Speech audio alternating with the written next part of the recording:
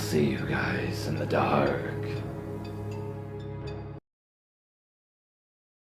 I really discovered a love of walking and taking a hike over lockdown. There was days where I would spend hours out traveling the country roads, across fields, and through the woods. I live on the outskirts of a small town in Ireland, so the walks were a great form of exercise without going to a gym.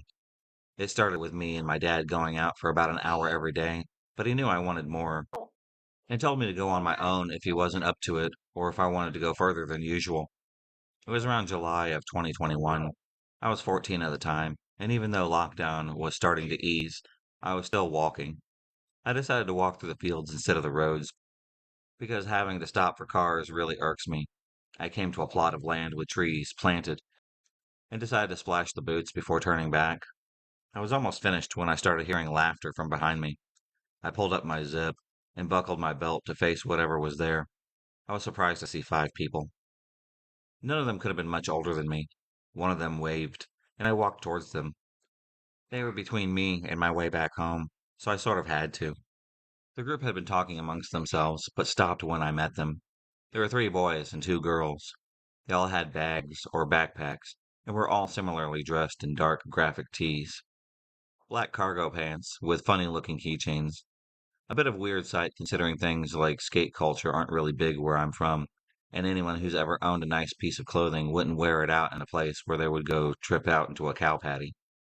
The guy with the Thrasher t-shirt smiled and asked, "What are you doing out here?"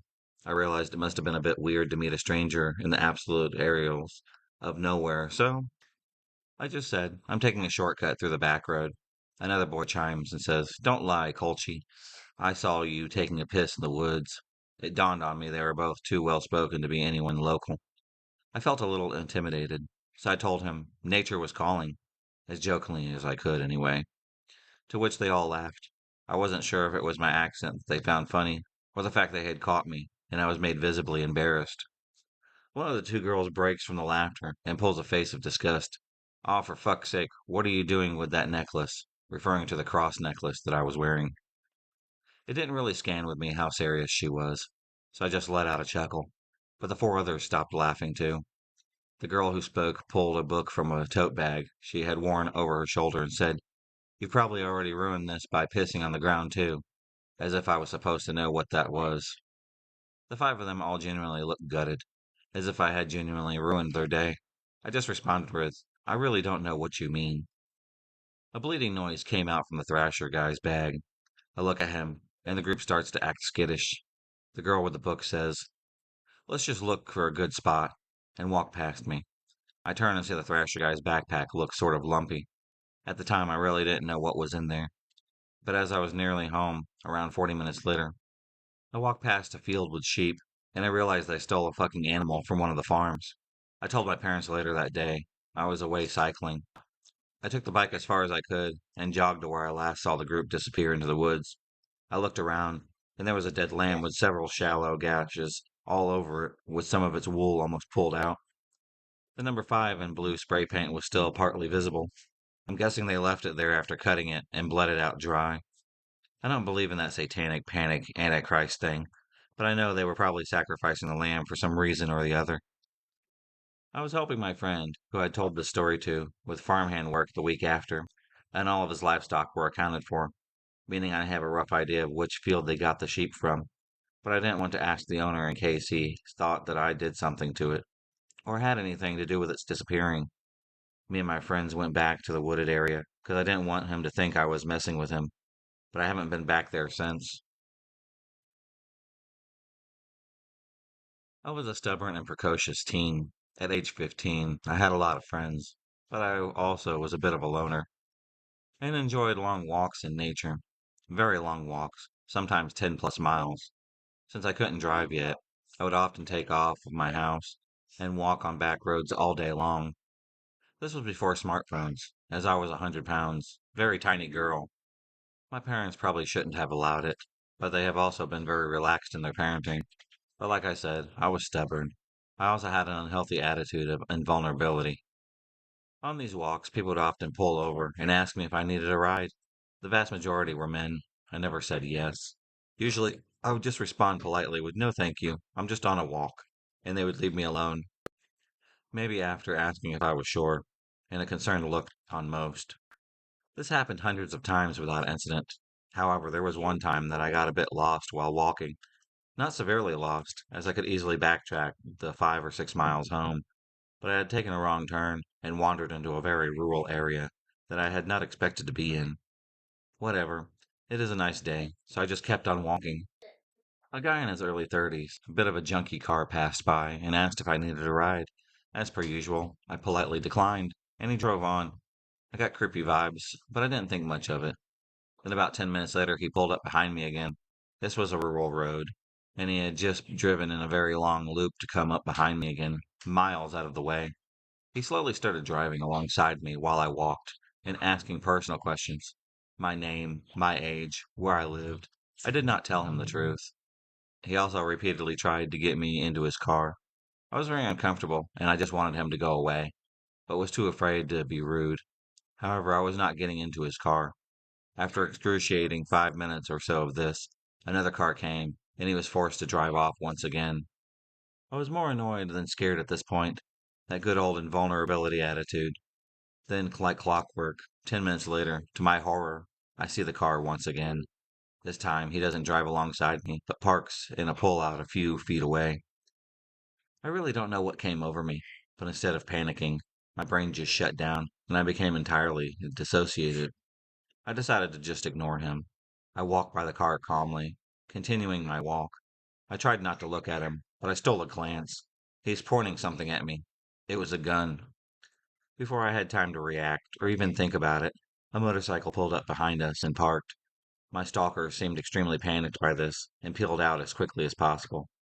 I must have looked freaked out because the motorcyclist, who looked like a dad type, was concerned.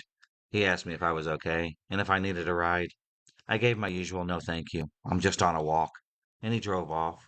I was feeling pretty distrusting at that point, and aside from that, I didn't want to climb onto a motorcycle with anyone, even though he had saved me from something potentially very bad. Looking back, I owe quite a lot to him. I'm not sure what compelled him to stop, but thank goodness he did. I then ran the long distance home, looking over my shoulder the whole way. I never saw that man again. I didn't tell my parents because I was afraid of them restricting my freedom. I still take my long walks, but not again in that area, until a popular nature reserve was opened 3 years later. So when I was about 15 or so, I would go grocery shopping with my mom. This time she didn't need groceries, but some other things that weren't super close by. We lived out in the country, and the closest town didn't have what we needed. So we went to the bigger town, about an hour away. Our last stop was the grocery store, as my mom didn't want to have a bunch of groceries in the car on a hot summer day while she got whatever else she needed. While we were there, I noticed an older man, tall, skinny, semi-ill looking, that was paying a lot of attention to us and me. I also caught him talking to himself a lot. I almost ran into him when we were switching aisles. I told him sorry, and since then I had seen him like 5 times, and every time I felt a shudder, and I'd look around, and he would be somewhere staring at me. I told my mom, and she said that we were almost done shopping. A few minutes later, we got distracted talking about ice cream. I was telling her about this ice cream brand that my brother, who happens to be a health nut, told me about, and that it was supposed to be a lot better for you than the well-known name brands. We started searching for it. It was on the end of the aisle, and she was on the other side. I ended up finding it and reached into the freezer to grab it. When I turned around, the old man was right behind me, like way too close. I could feel his breath on my face. He said something like, "You're way too pretty to be eating that. It will rot your teeth." I freaked out. I pushed past him and ran back over to my mom. I said, "I found it. Let's go." She saw the look on my face and looked past me and saw the man. We headed quickly for the registers, and unfortunately, we had a lot of groceries. And the old man got in line next to us and only had a few things with him. He kept talking to himself. I was keeping a very close eye on him and was relieved when he exited the store. But unfortunately, that wasn't the end of it. When we left the store, I noticed him sitting in his car outside the doors. He sat there and watched us put the groceries in the car and got behind us as we went to go leave the parking lot. I was freaking out. My mom told me that it would be okay. She was right there with me and nothing would happen. We ended up taking some back roads home. My mom thought maybe he would get lost. As I said, we were about an hour away from home, and the back roads made it even longer. We were about 5 to 10 minutes away from home, and he was still following us. When I asked my mom if I should call the cops, she said no. Just call your dad. Tell him what's going on. Tell him to be waiting outside with the shotgun. So I called my dad and told him exactly what was happening, and he had an idea. Since we lived out in the country, my parents' neighbor was about a quarter, maybe a half a mile down the road from us. They had a long driveway that you didn't see their house from the road. He told me to have my mom go there instead so that the guy wouldn't know where we lived. My dad got out there first, told the neighbor what was going on, and they both grabbed their shotguns and waited outside for us to pull up. The guy followed us down the dirt road, and as soon as he got to the clearing with the house and saw my dad and our neighbor with their shotguns out, he threw his car into reverse and hightailed it out of there. I had already memorized the license plate number, told my dad that after we got home, he called and gave the license plate number to the cops. Not sure what happened after that, though. If you enjoyed this video, please subscribe, like, and hit the bell for notifications on future videos and become a stalker of the night. And I'll see you next time.